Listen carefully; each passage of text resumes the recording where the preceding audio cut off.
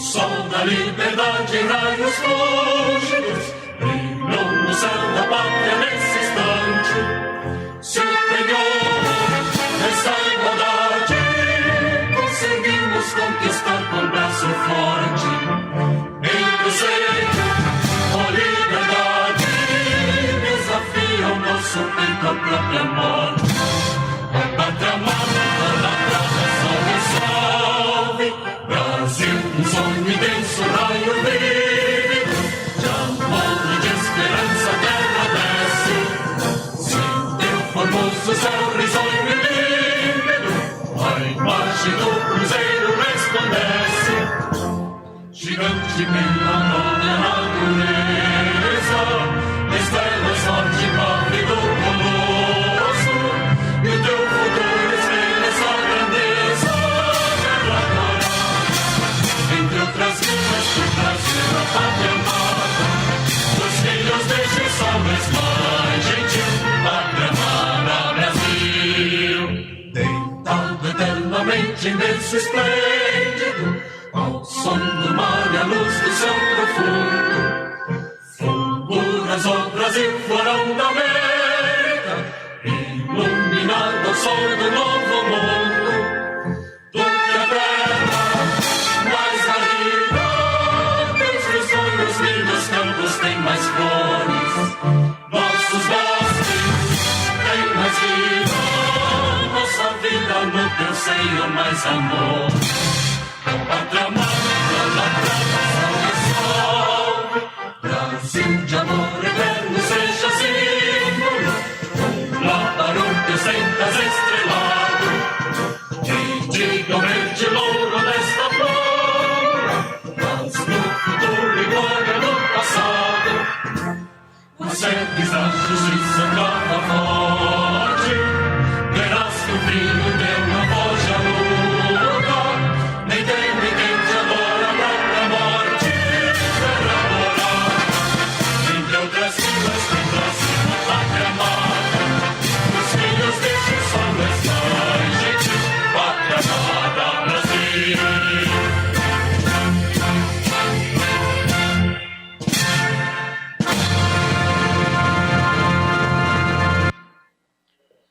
Pedimos que tomem seus assentos.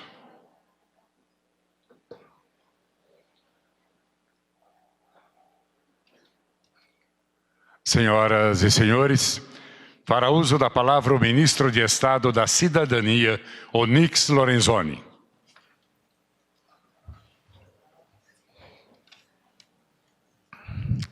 Senhor presidente Jair Bolsonaro,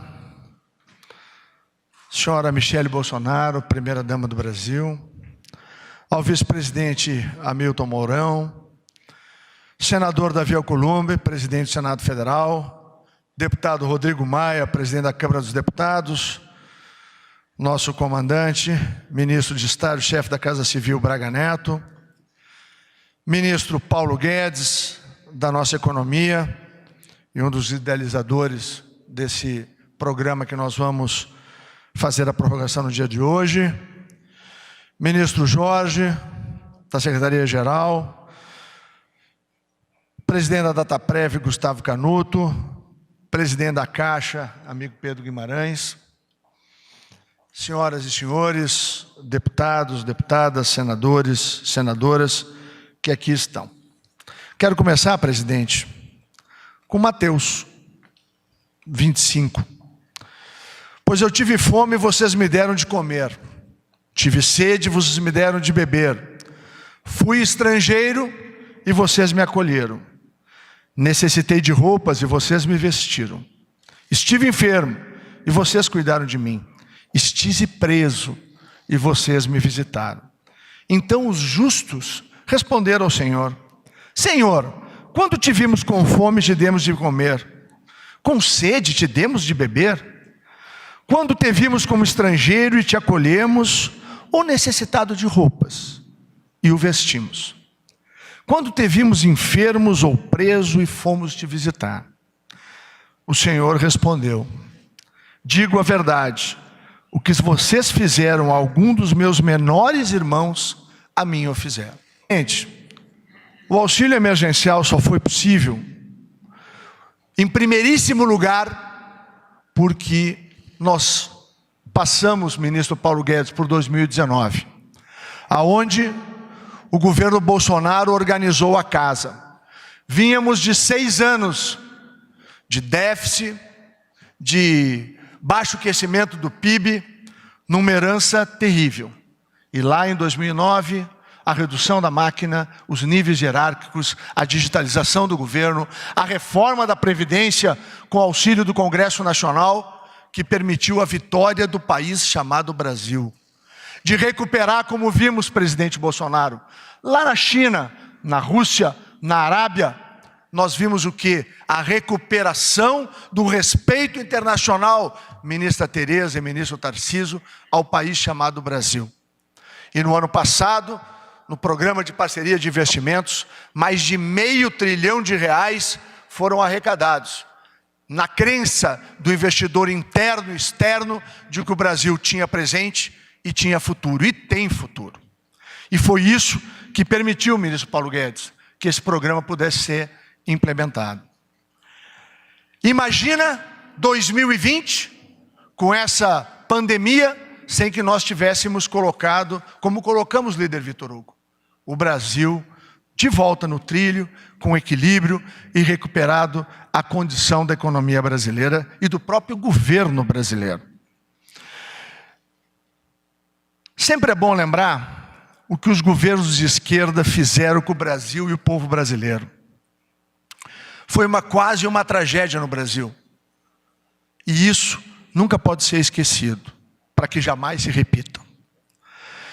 Se não tivéssemos enfrentado como enfrentamos, ministro Terra, o ano passado, nós teríamos imensas dificuldades para poder enfrentar este momento em que fomos todos, no mundo todo, presidente Bolsonaro, surpreendidos por uma doença que o mundo não conhecia e que nós estamos todos aprendendo a como lidar com ela. O presidente, desde o início, foi muito claro, equilibrado, e pedia a todos os gestores municipais ou estaduais que houvesse equilíbrio.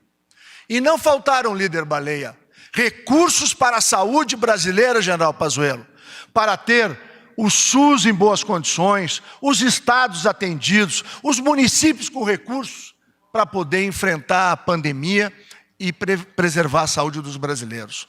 Por outro lado, a rede que se estendeu, ministro André, é uma rede de proteção que atingiu 65 milhões de brasileiros. Governos anteriores construíram, é verdade, o cadastro único e diziam que lá estavam todos os vulneráveis do Brasil. Ao longo do tempo se perderam e transformaram programas que eram para ser de sustentação e promoção da vida e das famílias em pescaria eleitoral. Quero informar, ministro Paulo Guedes, que 25 milhões de brasileiros, presidente Pedro, foram encontrados como invisíveis ou informais que jamais estiveram em qualquer cadastro de qualquer governo em qualquer época. São aqueles, presidente, que o senhor teve a coragem como líder de ir lá na Ceilândia e em Taguatinga para ver o que eles estavam sentindo. E o lugar do líder, presidente, é onde o seu povo está. Por isso que eu defendo, respeito e, acima de tudo, falo em todos os espaços possíveis. O líder tem que estar onde o povo está. E o presidente Bolsonaro, esse tipo de presidente, esse tipo de líder, ele está onde o povo que confia nele está. E lá, o presidente Bolsonaro, ministro Paulo Guedes, como o senhor, para fazer justiça, sempre falaram dos invisíveis, dos informais. São aqueles que trabalham de dia para levar alimento para sua casa de noite. E essas pessoas precisam sim da atividade econômica nas cidades, porque vivem dela.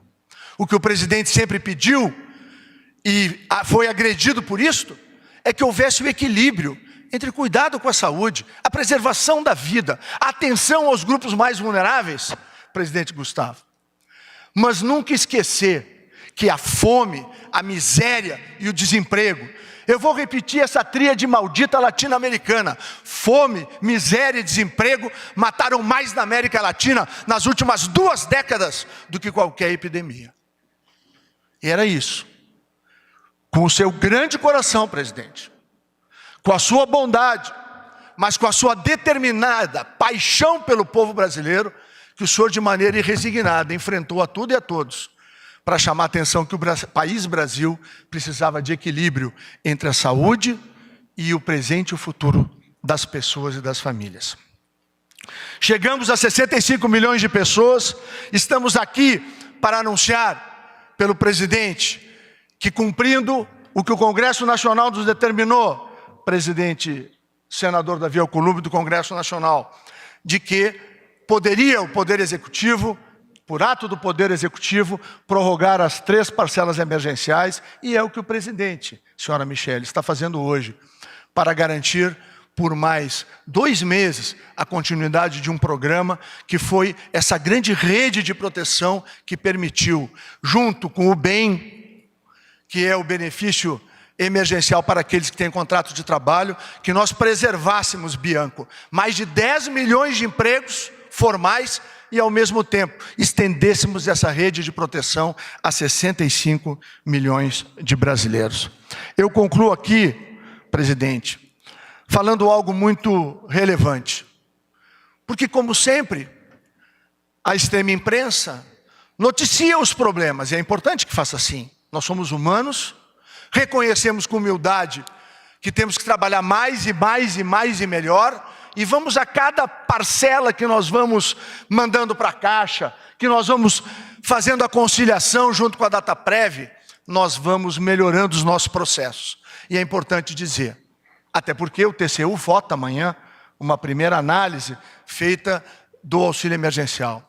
A CGU, a Controladoria Geral da União, ministro Wagner, fez uma análise em 30 milhões de benefícios concedidos, encontrou 160 mil desconformidades, que é o grande guarda-chuva, presidente, para a falha, para o erro ou para a fraude.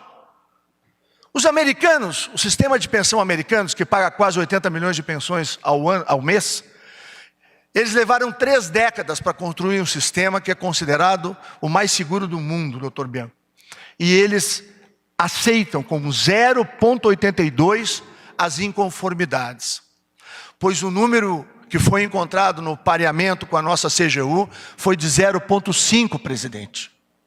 O Brasil construiu um case, o presidente Pedro sempre lembra isso, em rapidez, velocidade, alcance e segurança.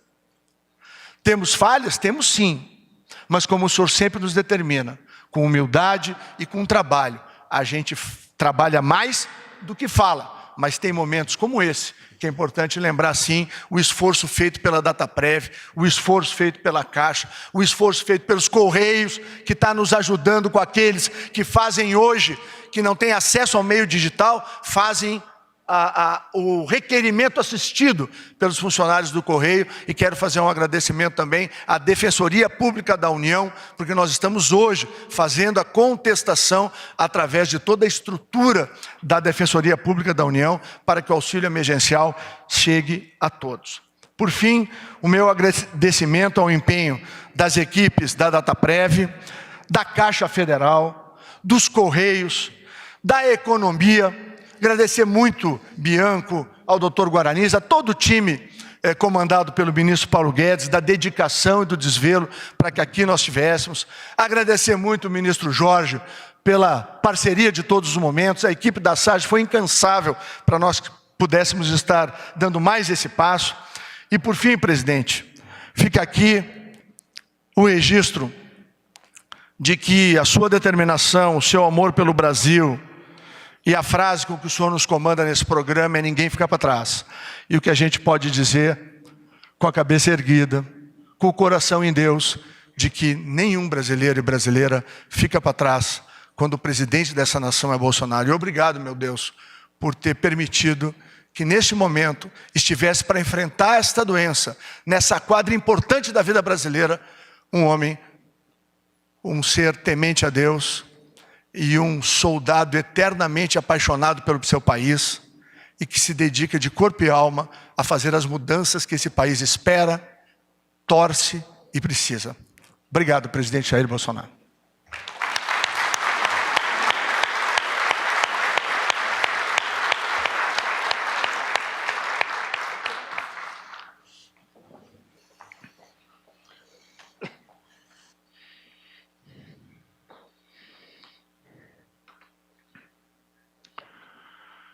Em seguida, ouviremos as palavras do ministro de Estado da Economia, Paulo Guedes.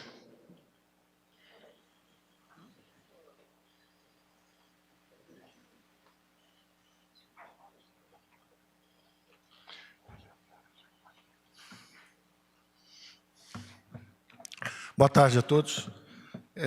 Um agradecimento ao presidente, que, quando disse que nenhum brasileiro podia ficar para trás, especificamente mencionou todos esses brasileiros invisíveis que nós fomos buscar. Então, tanto o presidente quanto a primeira-dama sempre com um coração grande e querendo ajudar os menos favorecidos. Depois, um agradecimento também ao presidente da Câmara, presidente do Senado, que nos ajudaram a formular o programa emergencial, a PEC de guerra, primeiro, que possibilitou o avanço dos recursos numa margem constitucional. Quando tomamos conhecimento da pandemia, dia 11 de março, ela foi declarada oficialmente pandemia, soubemos juntos praticamente lá dentro do Congresso, quando um ex-ministro mencionou que o que era uma hipótese era, na verdade, agora um fato. E imediatamente saímos do próprio Congresso naquela noite com 5 bilhões para começar o combate. O próprio Congresso entendeu que um dinheiro que estava objeto de uma disputa política deveria ser já canalizado através do Ministério da Saúde para o combate à pandemia. 2 semanas depois, liberamos 200 bilhões de reais de compulsório, mais 100 bilhões de linhas na Caixa Econômica Federal, 50 bilhões no BNDES, perfazendo 350 bilhões, antecipamos benefícios de aposentados e pensionistas, postergamos pagamento de simples, postergamos recolhimento de FGTS e tínhamos atingido praticamente R$500 bilhão em 3, 4 semanas. Quando o Supremo nos deu, um ministro, numa liminar, nos deu um sinal de avanço e depois fomos cobertos juridicamente e entramos no espaço constitucional, graças à PEC de guerra, com o presidente Rodrigo Maia, e depois chancelada também no Senado, pelo senador Alcolumbre. E avançamos mais R$500 bilhão, já passamos de R$1 trilhão, somos o país emergente que gastou a média, o dobro da média dos outros emergentes, e 10% acima da média dos avançados. Portanto, demais ministros, vice-presidente Mourão, todos os brasileiros devem saber que nós realmente não podemos ser acusados de omissão, de ficarmos para trás, de não termos nos envolvido no combate. E essas linhas de ataque ao coronavírus envolveram várias iniciativas. A primeira e mais importante, do ponto de vista de proteção dos mais frágeis, foi exatamente esse auxílio emergencial que nós estamos prorrogando nesse momento. Nós entramos no primeiro momento na Câmara, não podíamos dar mais a alguém que tivesse aqui no Sudeste perdido o emprego do que ganhava quem tivesse no Bolsa Família. Então demos igual, sabendo que, com muita sabedoria, a Câmara ia começar a subir.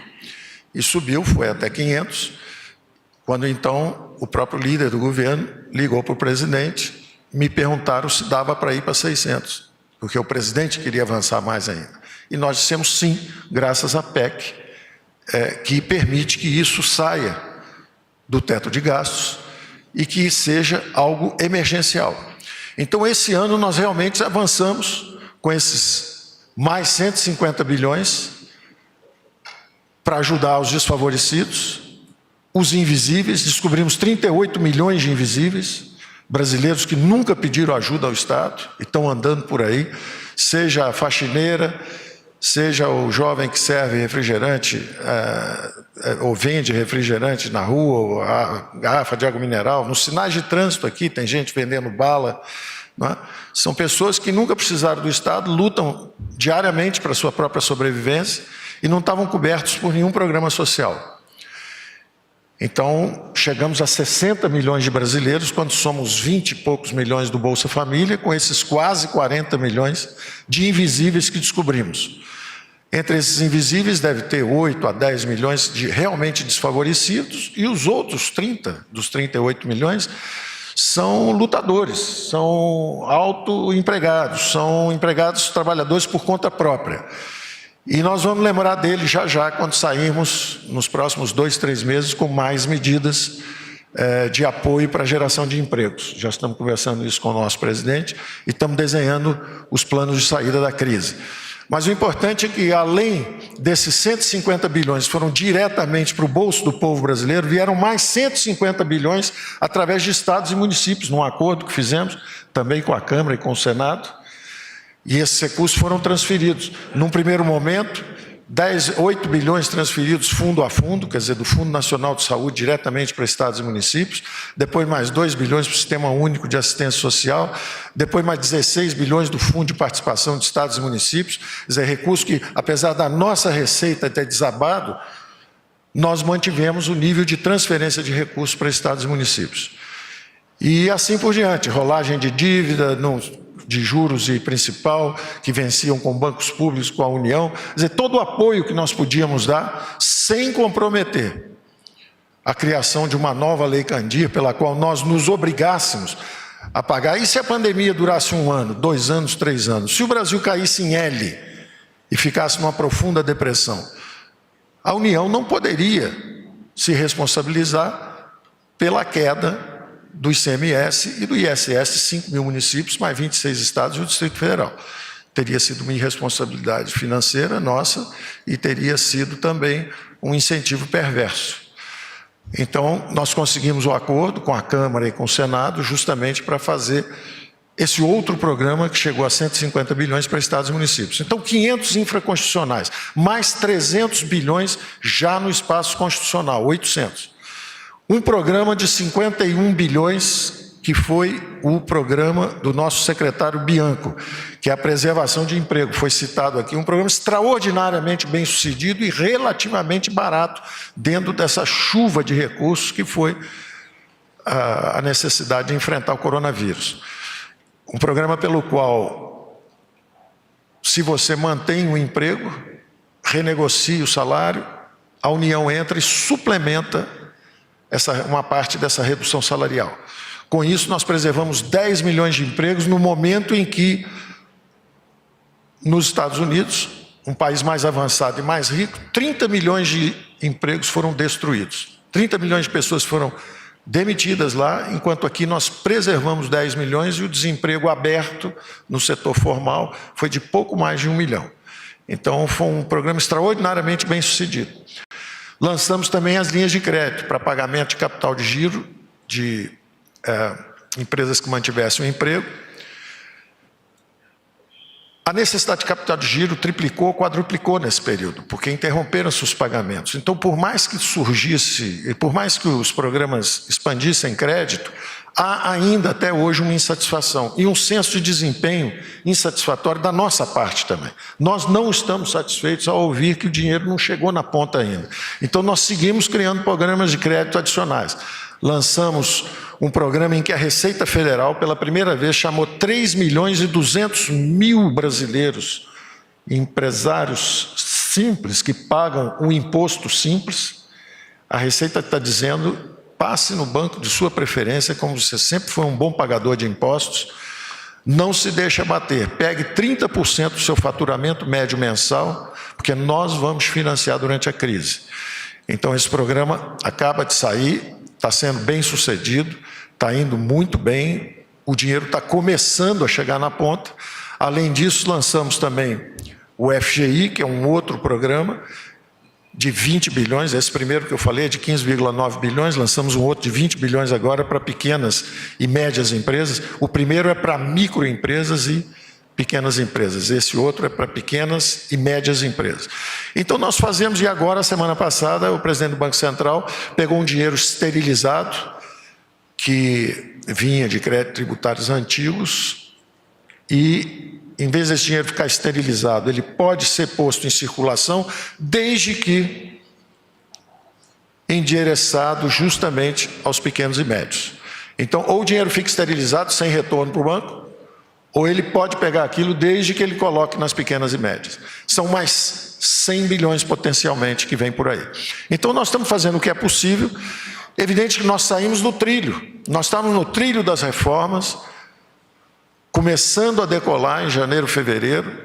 As arrecadações estavam 20% acima do previsto, e o previsto tinha um crescimento de 2,4%. Então, nós estávamos bem acima disso no primeiro bimestre, quando fomos atingidos. Mas nós não desanimamos ou desistimos, isso só nos revigora. O espírito de luta e determinação do presidente nos inspira, e quando acuados nós avançamos. Nós avançamos quando veio essa primeira onda da saúde, e nós vamos avançar com a segunda onda, que é da economia também. Vamos furar as duas ondas, vamos sair do lado de lá. Somos uma nação resiliente, temos a fraternidade, estendemos o braço dos recursos públicos em todas as direções.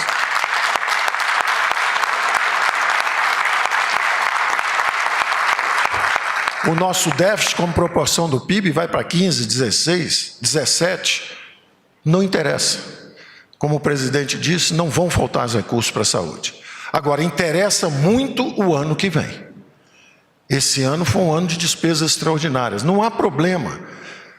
Os mercados compreendem quando há um momento extraordinário e você tem que fazer coisas extraordinárias.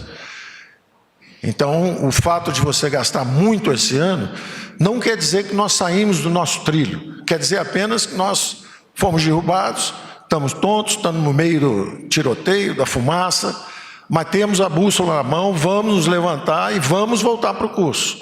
Então, as medidas principais que nós tínhamos que tomar, do ponto de vista de defesa das finanças de um Estado que gastava muito e gastava mal, nós avançamos em boa medida.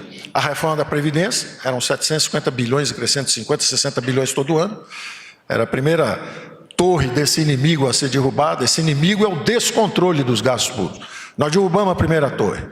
A segunda eram os gastos com juros, o paraíso dos rentistas. Acabou esse paraíso. 80 bilhões de dólares deixaram o país, porque para ganhar 2,2% ao ano, correndo o risco do dólar subir um pouquinho e você perder, já vão tarde. Não é o capital especulativo que nos serve. Nós queremos os investimentos diretos, nós queremos recursos que virão para mineração, petróleo, gás natural, cabotagem, e os recursos que virão agora. O Brasil vai surpreender ao mundo. Esses 2 ou 3 meses, o Congresso está funcionando. O presidente da Câmara, o presidente do Senado estão trabalhando de manhã, de tarde e noite. Quero agradecer a aprovação do saneamento. Era um projeto que estava andando também há muito tempo. 100 milhões de brasileiros estavam sem esgoto, estão sem esgoto. 35 milhões de brasileiros sem águas para lavar as mãos. Poderiam estar enfrentando melhor também a pandemia se tivessem os recursos. Então, a aprovação, agradecendo novamente ao senador Davi, ao senador Tasso Gereissati, que estava com isso lá, 1 ano atrás começamos a trabalhar juntos. O Gerson Kelman, que veio e desatou o nó da bacia hidrográfica, porque às vezes o capital privado quer ajudar uma cidade, mas não quer uma pequena cidade que dá prejuízo logo ao lado. Então, com a solução de bacia hidrográfica, você tem que se responsabilizar por toda a região. E com essa solução nós conseguimos avançar mais ainda. Isso foi um esforço também da nossa equipe, da equipe do Senado. Então, nós estamos avançando, nós sentimos que é um Congresso reformista, o presidente nos dá o apoio para avançar, tem a determinação, o Congresso está nos ajudando. O Supremo definiu, naquele problema de venda de subsidiárias e matrizes das empresas, agora o território está definido.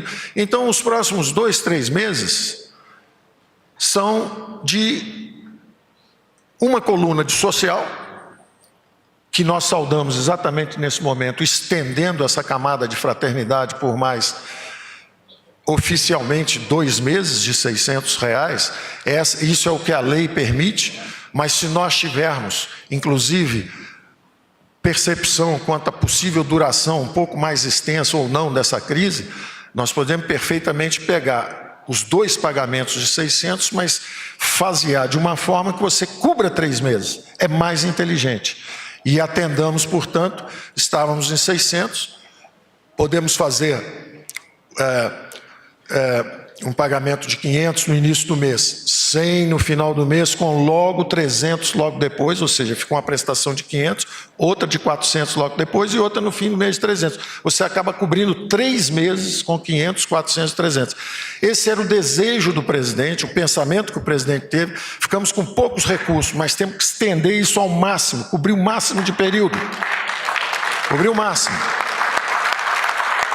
Se tivéssemos com R$200, podíamos cobrir um ano. Com 600, é o triplo do benefício, com o triplo da base. Porque nós entramos nisso pensando aí em 20 milhões de invisíveis, 30 milhões de invisíveis, e acabamos passando de 20 e poucos, que era o público do Bolsa Família. Quando estendemos ao Bolsa Família, nós fomos para 64 milhões de brasileiros. Então são 3 vezes mais brasileiros com 3 vezes mais recursos. Então isso pressionou brutalmente o nosso orçamento. Mesmo assim, nós seguimos em frente e vamos estender. E o presidente pensando numa aterrissagem inteligente. 500, estamos em 600, 500, 400, 300 e aterrissamos então no Renda Brasil.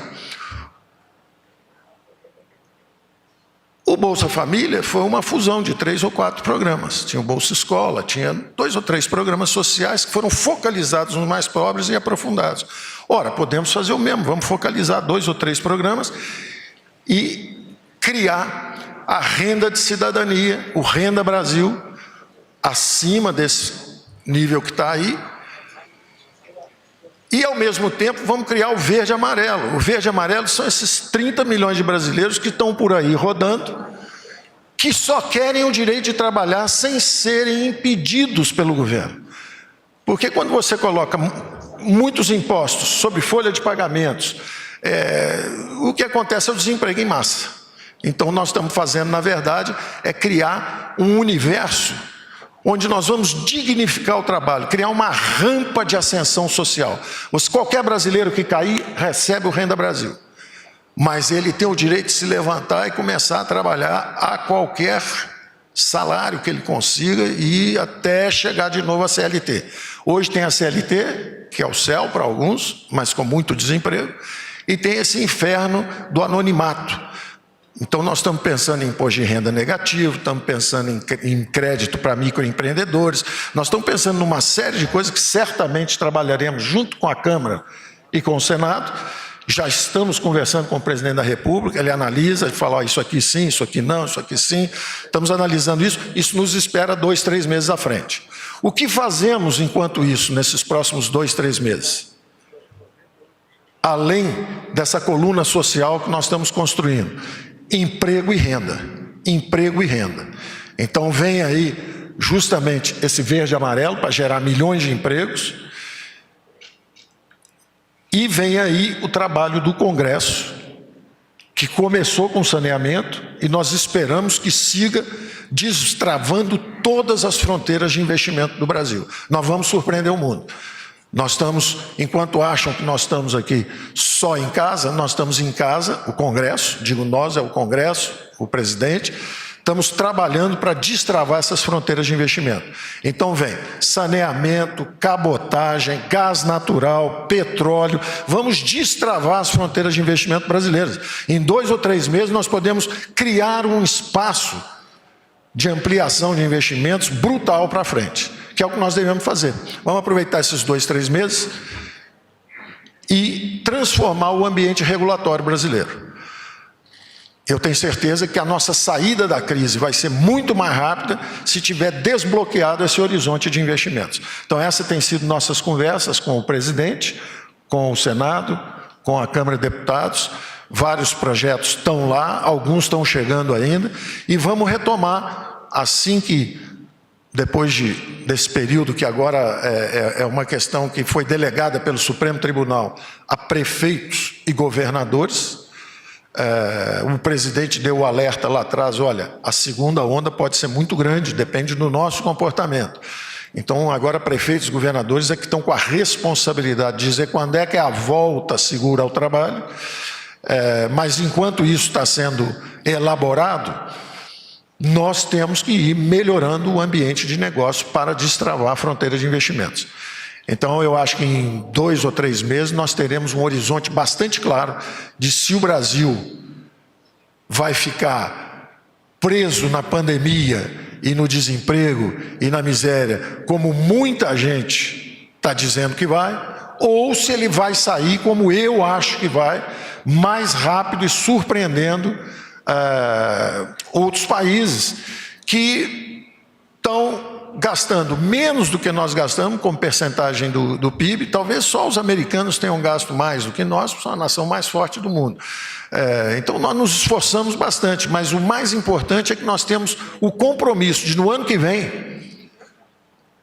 vem, nós estamos de volta ao nosso caminho de austeridade, no sentido de responsabilidade pelas contas públicas. É isso que permite que os juros fiquem lá embaixo, em 2%, é isso que vai permitir, com juros baixos, impostos sendo simplificados e descendo, como faremos na reforma tributária, que o presidente da Câmara também tem sugerido que avancemos o mais rápido possível. Com essas reformas, os juros continuam lá embaixo, o horizonte de investimento está destravado, o Brasil que em nenhum momento apagou seus sinais vitais. Eu vou dar alguns dados que são simples indicações, eu não quero vender ilusões para frente. O que a gente pode prometer é muito trabalho, muita resiliência e luta até o final. Nós não podemos garantir o resultado final, mas nós sabemos que nós vamos correr até o jogo acabar e correr o máximo possível.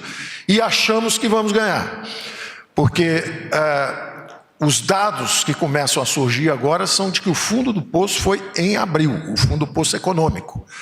O secretário da Receita me dizia que as notas fiscais eletrônicas entre empresas estão, esse mês de junho, acima de junho do ano passado, o que é absolutamente surpreendente para nós. Eu fico até com medo, porque a última vez que ele me falou isso foi quando acabou o bimestre, e ele falou, olha, nós estamos 20% acima. Eu celebrei e logo depois chegou o meteoro.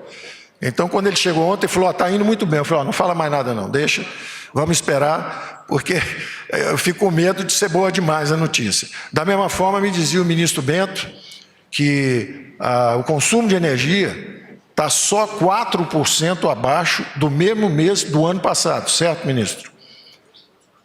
Então, são anedóticos ainda, um sinal aqui, um sinal ali, mas mostrando que o Brasil está com os sinais vitais ligados.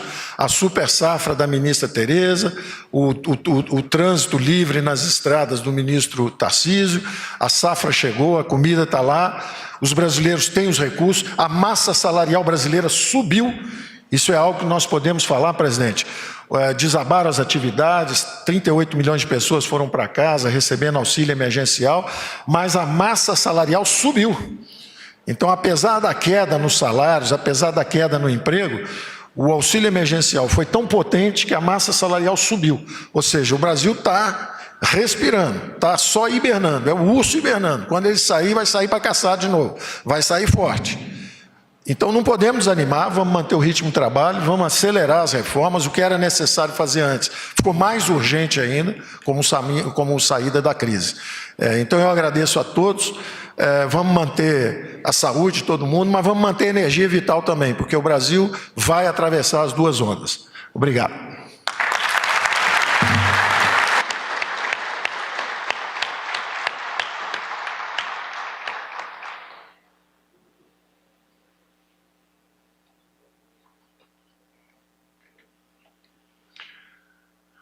Senhoras e senhores, neste momento o presidente da República assina decreto que altera o regulamento da Previdência Social.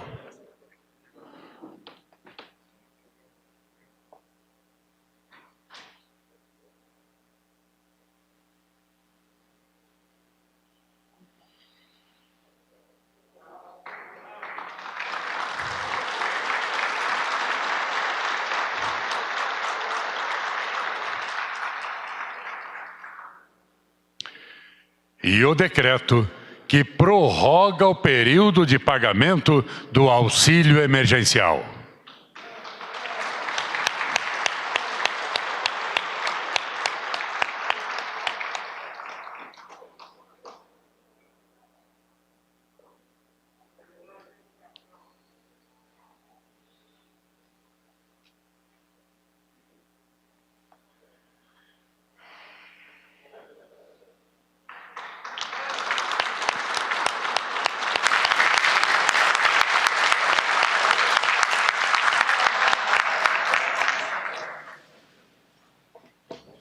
Senhoras e senhores, com a palavra, o presidente da República, Jair Bolsonaro.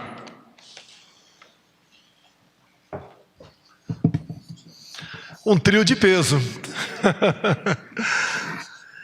A difícil tarefa de complementar o discurso social e político do Onyx Lorenzoni, associado ao discurso técnico-econômico do Paulo Guedes.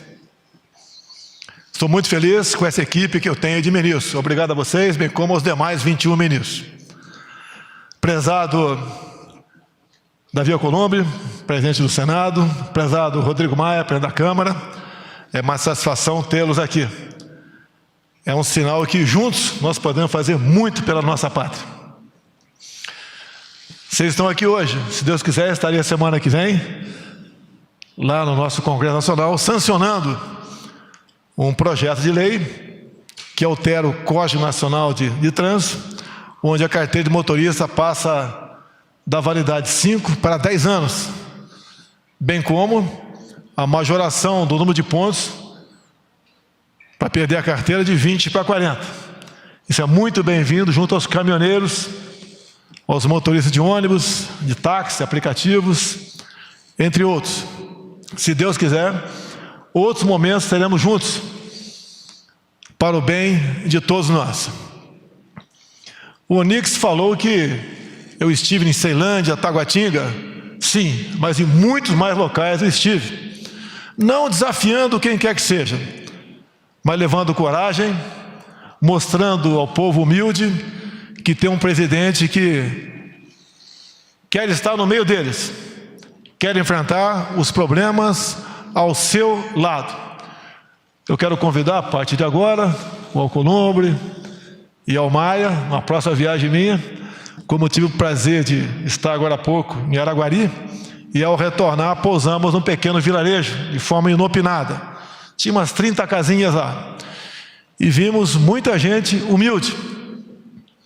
Inclusive, por coincidência, tinha uma capela que uma vez por mês o padre se fazia presente. Naquele momento, o padre tinha acabado de chegar ao vilarejo e eu participei do início da missa rezada por ele, acompanhado de um pastor evangélico que também participou desse momento. Então, a simplicidade desse povo realmente nos faz cada vez ter mais força para lutar por ele. E ali conversando, Rodrigo Alcolumbre, com aqueles humildes, pelo menos metade de Paulo Guedes, prezado Pedro Guimarães, receberam esse auxílio emergencial de R$600, completando agora terceiro mês. A satisfação deles, a gratidão, é um dinheiro que não é meu, é um dinheiro que é de todos nós brasileiros que pagamos impostos. Isso só foi possível graças à sensibilidade de nosso ministro, tendo à frente Paulo Guedes, bem como do Parlamento brasileiro, que votou de forma rápida essa questão, porque eles tinham pressa. Não foram apenas os 38 milhões de invisíveis ou de informais, quase outro tanto de outras categorias, entre elas o pessoal que recebia em média R$200 do Bolsa Família, foram beneficiados. Obviamente isso tudo não é apenas para deixar a economia funcionando, viva, mas também para dar o sustento a essas pessoas. Nós aqui que estamos presentes sabemos que R$600 é muito pouco, mas para quem não tem nada, isso é muito. E esse trabalho, essa maneira de buscar recursos, no momento que a pátria necessitava para atender os mais necessitados, é que faz com que nós nos orgulhamos de poder ajudar, de despender meios para poder atender a esses necessitados. E essa prorrogação agora, em boa hora, via decreto, mas se fosse via projeto de lei, teria também a velocidade necessária da Câmara e do Senado brasileiro. Como Paulo Guedes disse, que são mais 2 prestações, e nós esperamos que ao final dela a economia já esteja reagindo para que nós voltemos à normalidade o mais rapidamente possível, obviamente, sempre tomando cuidado com o bem maior de todos nós, que é a nossa vida. Então, nesse momento, eu agradeço a todos, não apenas a Câmara, o Senado, ou a equipe do Paulo Guedes, a todos que participaram desse projeto, que é o maior projeto social do mundo, com toda a certeza. E como o Paulo Guedes bem disse, nenhuma nação despendeu tanto esforço para atender os mais necessitados do que o nosso querido Brasil. Assim sendo, meu muito obrigado a todos vocês e até uma nova oportunidade, se Deus quiser.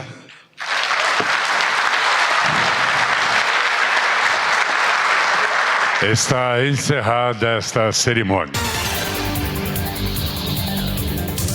No oferecimento de site O Observador e Rádio Rio Madeira. Olá, amigos de Rondônia.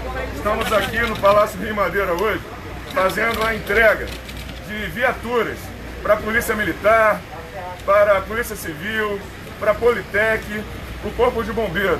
Viaturas essas equipadas com câmeras para a área externa, onde a gente pode aumentar a segurança da nossa população e também dos nossos policiais, militares e civis. Vamos olhando aqui, ó, são várias viaturas, são muitas viaturas. Estou aqui com o Coronel Pachá, Luana Rocha. Luana Rocha, que também, através das CEAS, o governo, através das CEAS, comprou 2 veículos, caminhonetes, que estarão trabalhando contra a criminalidade em relação à mulher, né? Além de 301 outras viaturas que estarão fazendo a segurança da população. Vamos olhar aqui, ó. Vamos lá, Sérgio, falando. Essa aqui são 2 viaturas que serão entregues agora para a Delegacia da Mulher, para que faça o atendimento a essa política, né, de violência social que acontece com as mulheres. Então, é o enfrentamento que a delegacia vai ter com essas viaturas, efetivamente, para proteger essas mulheres. Exatamente. Além disso, vamos ouvir também o Coronel Pachá. Vamos andando aqui, Pachá. Vamos passar por aqui, ó. Essa, como os senhores podem ver, essa é uma viatura para a Força Tática. Ela possui câmeras fixas para os 4 ângulos, para trás, para os lados, para frente. Uma em cima com grande capacidade de zoom, inclusive com capacidade também para receber software, para reconhecimento de placas e até facial, se nós quisermos. Nós temos viaturas mais novas. Dentro do interior com rádio dual, ou seja, pode trabalhar atualmente no sistema analógico, mas também no sistema digital. Os rádios ficam ali. Isso aqui é o controle de manipulação do direcionamento da câmera. Nós temos também câmera no interior do presídio, do compartimento de presídio, porque muitas vezes a gente não sabe o que está acontecendo lá dentro, existe a autolesão, existe um agredindo o outro, então a gente precisa também ter esse controle, essa fiscalização. Algumas viaturas, governador, ali na frente, se o senhor puder mostrar, nós podemos verificar outros acessórios importantes, como esse aqui, ó. Guincho. As viaturas do BPFRUM, viaturas do BPA, algumas especializadas estão sendo contempladas com esse equipamento. Também temos os snorkels que facilitam a passagem das viaturas por área alagada, uma vez que elas são 4x4. Enfim, aqui ao lado a gente pode ver também um espaço. Abre aí por favor, consegue abrir? Aí nesse local dá para colocar cone, capacete, escudo, qualquer outro equipamento necessário, bornal com munições não letais, o que for necessário ser carregado é possível. Então, tudo seguindo as orientações do nosso governador e melhorar a condição de trabalho dos nossos policiais. Um assunto importante também, que eu preciso passar. Essas viaturas estavam cotadas a 169 milhões de reais. E graças ao trabalho do governo do estado, hoje elas foram adquiridas por 72 milhões de reais. E como é que foi isso? Trabalho correto, sem nenhum tipo de corrupção, fazendo aquilo que é correto. Eu quero agradecer também aqui ao empresário que ganhou a licitação, né? O consórcio TV Techway, que é o ganhador do contrato atual. Então, quero parabenizar, porque viu que o nosso trabalho tem sido um trabalho honrado, honesto, correto. E esse recurso que a gente não utilizou vai ser utilizado novamente em benefício da sociedade. Então, são muitas viaturas para poder fazer a nossa segurança. Que Deus abençoe o estado de Rondônia, que Deus abençoe o nosso país. Forte abraço. No oferecimento de site O Observador e Rádio Rio Madeira.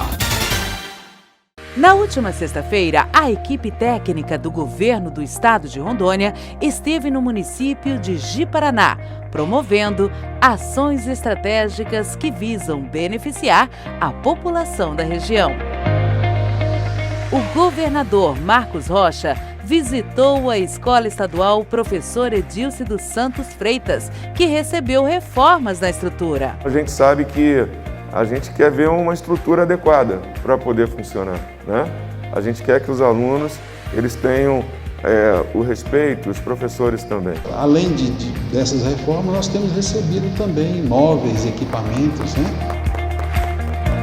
A Escola Estadual Lauro Beno Prediger, atual Colégio Tiradentes da Polícia Militar, Unidade 6, recebeu o descerramento da placa, tornando-se oficialmente Colégio Tiradentes 6. A gente fez toda uma reforma e ampliação. Essa reforma ela trocou todo o piso da escola, bem como a pintura geral da escola. E o evento de hoje é a entrega dessa reforma, bem como o descerramento da placa oficial da escola. O município recebeu mais uma ação do projeto Mapeia Rondônia, através de drive-thru, para testagem rápida do coronavírus. A ação aconteceu em 3 locais simultâneos. Acabei de fazer o teste em relação ao Covid aqui em Ji-Paraná, no drive-thru que o Estado, junto com apoiadores e voluntários, fizeram, né, junto com o pessoal da nossa saúde. E graças a Deus deu negativo, não dói, é rápido, né, e isso traz paz para o nosso coração. No total, foram realizados 1.330 testes rápidos, sendo 757 na ação que ocorreu no centro de Ji-Paraná e 573 testes nas 2 unidades básicas de saúde, UBS. Os escritórios regionais de 13 municípios de Rondônia começaram a receber veículos e equipamentos para reforçar os trabalhos desenvolvidos pela Emater. O nosso estado ele é voltado para a agricultura, para o agronegócio. Nós precisamos ajudar o pequeno agricultor. Não conseguiríamos fazer muito se não tivéssemos pessoas em todas as áreas com vontade de fazer a transformação do nosso estado. Foram destinadas 2 caminhonetes para Ji-Paraná e Theobroma, uma para cada regional. Governo de Rondônia, juntos somos mais fortes.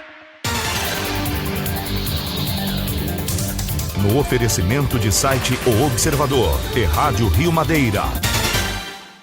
Olá Rondônia, muito boa tarde. Estou aqui ao lado do governador Marcos Rocha e do deputado estadual Marcelo Cruz, nesse dia 21 de agosto de 2020. Governador, parabéns.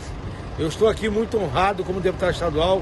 Queria que o deputado Marcelo Cruz também. Estamos aqui hoje no drive-thru, aqui em Ji-Paraná, e o estado fazendo teste em massa aqui na população, né? Os testes aqui do Covid. Parabéns, governador. Isso, a ideia é a gente poder verificar quem tem a doença para a gente poder tratar, para poder combater essa doença que tem atacado tantas pessoas.